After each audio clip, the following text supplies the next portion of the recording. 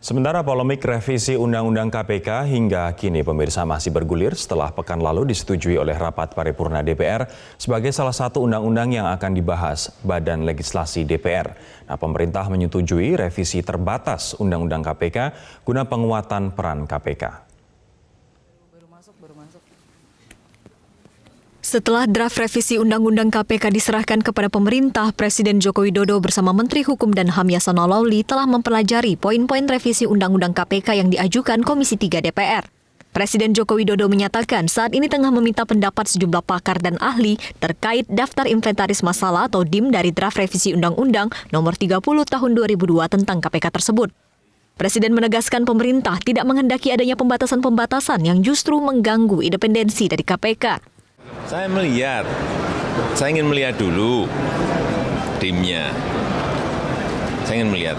Tapi jangan sampai juga ada pembatasan-pembatasan yang tidak perlu sehingga independensi dari KPK ini menjadi terganggu. Intinya ke sana, tapi saya mau lihat dulu, nanti satu persatu akan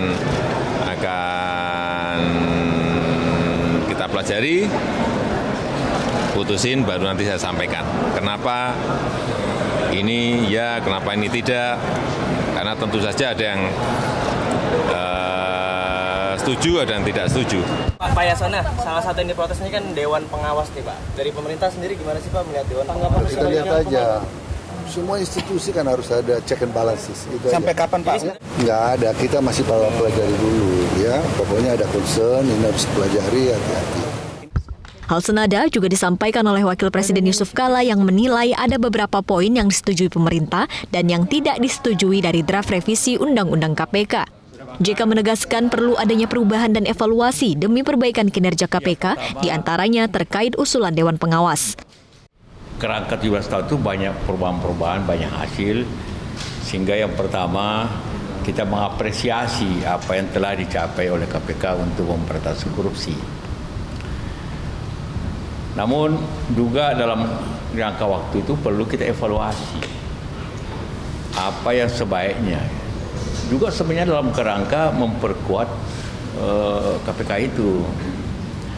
Contohnya struktur, karena sudah disetujui, ditetapkan oleh MK, maka kita harus menyesuaikan itu. Anggota Komisi 3 DPR Arsul Sani tidak mempermasalahkan jika hanya sebagian poin saja dari revisi Undang-Undang KPK yang disetujui pemerintah.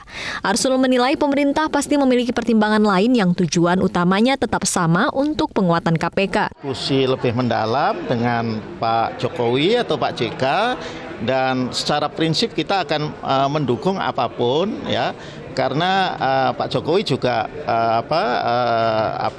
sudah menyampaikan, saya kira kepada publik juga sudah, bahwa kalaupun ada revisi itu tidak untuk kemudian membuat KPK lumpuh, apalagi mati seperti yang selalu disampaikan oleh beberapa orang ini, bahwa revisi ini akan membuat KPK mati dan lumpuh. Saya kira tidak. Ya.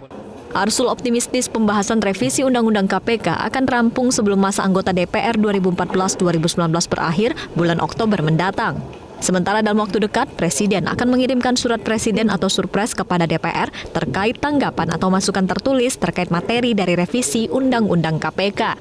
Dari Jakarta, Tim Liputan Metro TV.